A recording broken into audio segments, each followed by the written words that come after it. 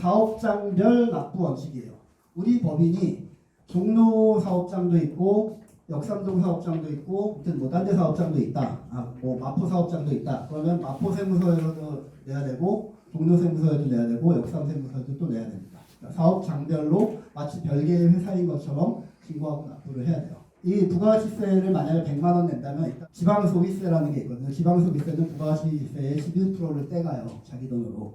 그러니까 이게 마포 세무서장이나 뭐 종로 세무서장 입장에서는 이거 양보할 수 없는 거거든요. 우리 구에서 부가가치세가 엄청 높고 100억이 발생됐다. 그럼 그 중에 11억은 우리 지방자치가 끌어쓸 수 있는 거니까. 이 사람들이 이거 가지고 많이 싸우기도 합니다. 관할이라는 게 또 의외로 그러면 굉장히 중요합니다. 서로 문제가 생겼을 때 책임 전가하는 관할이 될 수도 있지만 자기들이 돈을 버는 의미에서는 어떻게든지 자기 관할을 땡겨오려고 뭐 많이 로비들도 하고 그렇게 합니다. 자, 영세율과 면세라는 게 있는데 우리 부가가치세는 아까 말씀드린 것처럼 일반 소비세이기 때문에 원칙적으로 모든 물건 다 과세. 다만 예외적으로 이거 된 거는 면세라고 했지 않습니까? 영세율이라는 게 뭐 들어는 다들 보셨을 건데 정확하게 또 아시는 분들 또 그렇게 많지 않으신 것 같더라고요. 0%의 세율을 말하는 거예요. 그냥. 영세율, 국경세 조정 영세율 의의를 보면 재화의 국가 간 이동이 있는 경우 재화에 부과된 간접세를 조정하는 것을 국경세 조정이라고 한다. 국경세 조정 방법에는 생산지국 과세 원칙과 소비지국 과세 원칙이 있다. 표로 설명드릴게요. 표로. 우리나라에 S전자가 있고 일본의 J전자가 있는데 똑같은 성능의 100만 원짜리 TV를 만들어요. 그래서 이제 양쪽에 수출도 하고 자기 나라에도 팔고 그럴 거 아닙니까? 근데 우리나라에도 부가가치세가 있고 10%. 일본은 뭐 5%라고 칩시다. 계산 편의를 위해서. 지금 8%가 됐다고 말씀드렸죠. S전자가 대한민국에서 100만 원에 대한 세금 부가가치세 10만 원을 내고 일본으로 수출한 다음에 일본에서 팔기 전에 또 100만 원에 대한 세금 또 5만 원을 내면 15만 원을 총 내는 거 아닙니까? 그러면 이 세금 때문에 가격 체계 왜곡이 일어나지 않습니까? 누가 이거 S전자 TV 삽니까? 다 J전자 사지. 조세가 가격 체계를 교란시키고 있는 거잖아요. 일본에서도 똑같은 일이 일어나요. S전자 TV는 110만 원, J전자 TV는 105만 원. 그러면 결과적으로 S전자는 망하게 되겠죠. 그래서 이 방식은 어떤 나라도 안 써요. 정상적인 나라라면 소비지국 과세 원칙을 씁니다. S전자 TV가 한국에서 팔릴 때는 10% 부과하는 게 맞지만 S전자 TV가 만약에 수출된다고 하면 수출되는 물품에 대해서는 부가가치세를 전혀 부과하지 않아요. 그게 바로 지금 우리가 이해하려고 하는 영세율입니다. 0%의 세율을 부과시키면서 내보내는 거예요. 그 나라에 가서 그 나라 부가가치세 맞고 공정하게 경쟁해라. 우리나라에서 나갈 때는 부과 한 푼도 안 하겠다. 그래서 영세율이라는 게 나옵니다. 그럼 왜 면세를 안 하고 영세율을 했냐? 면세보다 영세율이 훨씬 더 좋아요. 수출 촉진을 위해서 해준 겁니다. 을이라는 애가 만약에 영세율 사업자라고 가정을 해볼까요? 저 병이 일본 사람이에요. 병에 수출을 했다고 치면 을은 매출세액 빵원이겠죠. 매입세액만 마이너스 300원 나오니까 을은 300원을 환급을 받아요. 환급. 그런데 만약에 을이 면세 사업자라고 해볼까요? 매출세액도 안 내지만 매입세액 공제도 하나도 못 받아요. 빵원이에요. 빵원. 영세율 사업자가 훨씬 더 좋죠. 매입세액 공제를 땡겨받을 수 있으니까. 그래서 영세율을 학문적으로 완전 면세라고 부르고 면세를 불완전 면세라고 부르는데 어쨌든 수출 촉진을 위해서 이렇게 영세율 제도를 운영을 하고 있고 각 나라의 다른 세금이 가격 체계를 교란시키게 하지 않도록 하기 위해서 영세율이라는 것을 개발을 했다. 수출업자와 직접 도급 계약을 맺은 자까지만 해주고 또 뭐 예를 들면 뭐 로컬랜스나 뭐 이런 거 그 내국신용자 이런 거 받은 업체들 수출과 관련된 업체들이 물건 내보낼 때도 물건 거래할 때도 전부 다 매출 과세 표준 곱하기 0% 영세율의 세율을 적용을 해줍니다. 뭐 주한 외국 공관에 공급한다거나 아니면 주한 외교관을 대상으로 뭐 기념품 파는 사람들 뭐 이런 사람들도 전부 다 영세율을 적용을 해줍니다. 그다음에 이제 면세를 좀 보면은요. 면세는 굉장히 많습니다. 면세의 목적이 뭡니까? 역질성 완화잖아요. 역질성이라는 게 조금 어려운 표현이 뭐냐면 가난한 제가 아까 아침에 커피를 사 먹으면서 500원 세금을 냈죠. 그러면 내가 이 커피를 사 먹는 행위에 의해서 부담하는 내 평균 세율이 내 연봉분의 500원일 거 아닙니까? 근데 그 삼성전자 이등땡 회장님 갑부께서 역시 똑같이 커피를 사드셨다 그러면 그분의 연봉분의 500원일 거 아닙니까? 그러면 내가 훨씬 더 크죠. 분모가 훨씬 작으니까 비교적으로 내가 내 부담 세율이 크다는 얘기예요. 간접세가 나쁜 세금이라는 이유가 이런 것이거든요. 누구한테나 차등 없이 물세로 똑같이 부과를 해버리니까 가난한 사람은 자기가 느끼는 체감 세율이 어마어마하게 높아지는 거예요.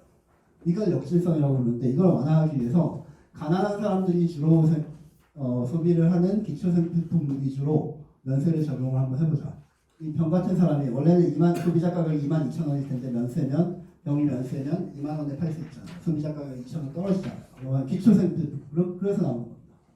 근데 그런 이유뿐만 아니라 여러 가지 이유가 있는데 어쨌든 미가공 식료품부터 해가지고 국내 생산 예전에 본 것들 이렇게 미국 연습 때 여보 교수님께 토인 금기 이상한 게만 외웠는데 우리가 그렇게 외울 건 아니고 아무튼 이 미가공 식료품도 면세고 그다음에 국내 생산 비식용 이런 것도 면세고 이거 근데 우리가 실무하실 때 언제 어느 때 맞닥뜨릴지 사실 몰라요. 이것들이 다 그냥 써진 게 아니라 다 엄청난 법리 공방을 통해서 이루어진 것들이 많아요. 예를 들어 이런 것들 대친 채소 이게 1990년대 말쯤에 대친 고사리 파동이라고 엄청난 사건이 있었어요.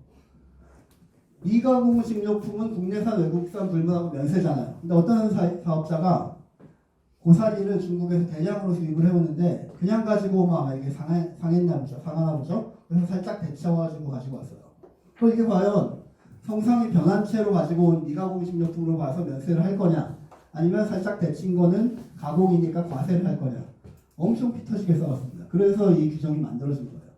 시행령에 들어갔는데 어쨌든 그런 식으로 하나하나가 다 되게 그런 게 있습니다. 열대어 같은 경우는 못 먹는 거니까 먹는 거는 국내산 외국산 전부 다 면세인데 못 먹는 열대어 같은 경우는 국내산만 면세고 외국에서 자라가지고 수입하는 열대어들은 전부 다 과세가 되겠네요.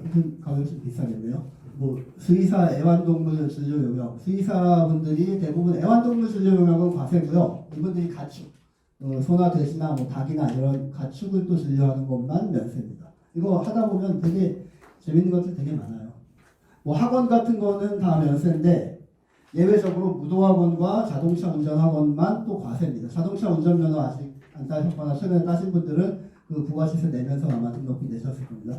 무도학원에서 무도라는 게 이 무술 태권도 이런 게 아니라 춤추는 무도학원 겁니다. 내가 부가시세 면세야? 라고 했다가 보면은 200원 이하인 담배만 면세고 일반 우리가 사는 담배는 해당이 안 되죠. 세금계산서가 부가시세에서 굉장히 중요하다. 상속증여세법을 잠깐만 말씀드릴게요. 첫 시간에 서두에 말씀드린 것처럼 얘들은 쌍둥이에요. 쌍둥이. 우의 부상 이전이라는 동일한 그 결과를 탄생을 시키는데 사망을 원인으로 하면 상속세, 사망 이외의 원인이면 증여세라고 그랬죠. 이게 약간 학문적으로 좀 안 맞아요. 상속세 같은 경우는 아버지가 100억을 남겨놓고 돌아가시고 자식이 5명이다. 그러면 일단 100억 곱하기 세율 해가지고 산출세액을 만든 다음에 그거를 5분의 1씩 이렇게 분할을 합니다. 이게 유산세 체계라고 하는 거거든요. 이 재산이 밖으로 다 분할되기 이전에 큰 덩어리일 때 그 세액을 산출하고 그 다음에 나중에 분배하는 거. 상속세는 이렇게 유산세 체계를 취하고 있는데 그렇다는 얘기는 무슨 말이냐면 피상속인이 원칙적으로 이 상속세의 납부 의무자라는 얘기나 다름없죠. 피상속인이 가지고 있는 걸 전부 다 가지고 그 단계에서 세액 계산까지 다 끝내버리니까요. 이게 유산세 체계인데 유산취득세 체계는 뭐냐면 가져간 상속인들이 자기가 가져간 만큼 그거에 대해서 자기가 각자 세금을 내는 겁니다. 증여세는 또 유산취득세 체계로 이루어져 있어요. 수증자와 증여자 중에 누가 세금 냅니까? 수증자가 내잖아요. 증여자가 아니라. 이게 수증자가 낸다는 의미가 유산취득세 체계를 가지고 있다는 의미예요. 상속세는 유산세를 운영하고 증여세는 유산취득세를 운영하고 이게 합리적으로 안 맞기 때문에 학계 반발이 되게 거센데 큰 덩어리인 유산세로 계산을 해야지만 세액이 어마어마하게 많이 나오니까 이거를 포기하기는 힘들죠.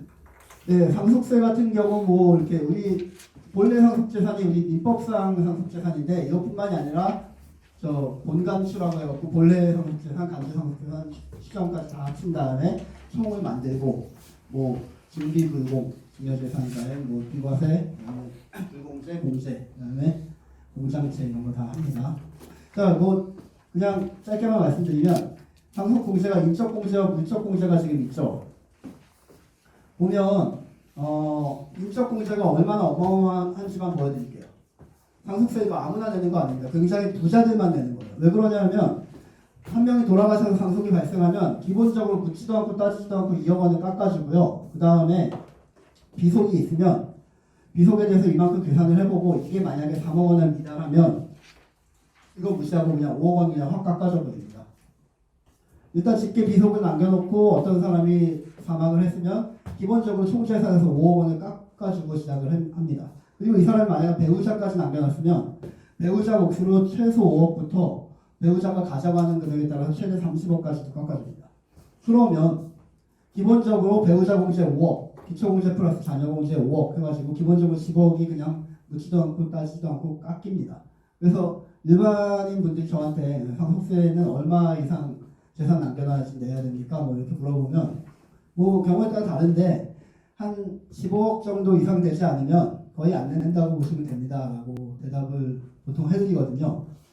이것뿐만이 아니라 물적 공제라고 금과 영재동 뭐 금융재산 뭐 쭉 있지 않습니까? 예, 이런 것들 다 하면 가업상속 공제 같은 경우는 막 500억까지 해주고 그럽니다. 가업상속 요건만 되면 이런 것들 그와 같이 창출하기가 되게 좋죠. 신고납부 6개월 내에 해야 되는 거고 증여세도 똑같은데 증여세는 그냥 공제액만 역시 볼게요. 배우자가 어마어마하게 높아요. 배우자끼리 간의 공제를 잘 활용하시면 굉장히 이롭습니다. 뭐 직계 존비속 간에는 5천만 원, 그 밖에 사촌인의 친족, 그 밖에 사촌인은 아니, 그 밖에 친족은 1,000만 원인데 뭐 끝내기 전에 한 가지만 재밌는 얘기만 하나 그냥 해드릴게요. 예를 들어서 제 장모님이 제 와이프한테 10억짜리 건물을 하나 증여를 해주고 싶어요. 그러면 와이프한테 10억짜리 건물 증여를 해주면 증여세가 얼마가 나올까요? 2억 4천만 원의 증여세가 나올 겁니다. 근데 이런 방법을 사용하면 몇천만 원 아낄 수 있어요. 저랑 제 와이프한테 5억 지분씩 이렇게 반반으로 증여를 해줘요. 그러면 제가 증여세 얼마 내나 볼까요? 1억까지는 1,000. 제가 9천만 원 내고 제 와이프도 9천만 원 내네요. 합치면 1억 8천밖에 안 되잖아요. 결과가 다르지 않냐고요? 장모님이 저를 어떻게 믿고 저한테 왜 주냐고요? 그러면 이런 방법이 있어요. 제가 받았죠. 5억짜리. 그러면 받자마자 배우자 6억 원 공제를 이용해서 제 와이프한테 지분 양도를 해줘요. 물론 취득세는 몇천만 원, 한 1,000 몇백만 원 더 될 수 있어요. 취득세 감안하더라도 결과는 똑같이 되면서 그냥 한 4, 5천만 원 아낄 수 있는 거예요. 이게 금액 단위가 더 커지면 100억 단위가 되고 그러면 그냥 단순한 농담 같은 거지만 어마어마한 절세 효과가 벌어집니다. 뭐 이런 재밌는 얘기들이 많이 있습니다. 예, 뭐 뒤에 많이 있어요. 제가 뭐 어차피 다 말씀드리려고 한 건 아니고 그냥 나중에 시간 나실 때 한번 보시라고 쭉 그냥 저도 개인적으로 정리할 겸 정리를 해놓은 거 다 나눠드린 거니까 시간 나실 때 한번 보도록 하시고요. 예, 짧은 시간에 뭐 조금 도움이 좀 되셨으면 좋겠다는 생각을 해봅니다. 예, 이상으로 마치겠습니다. 감사합니다.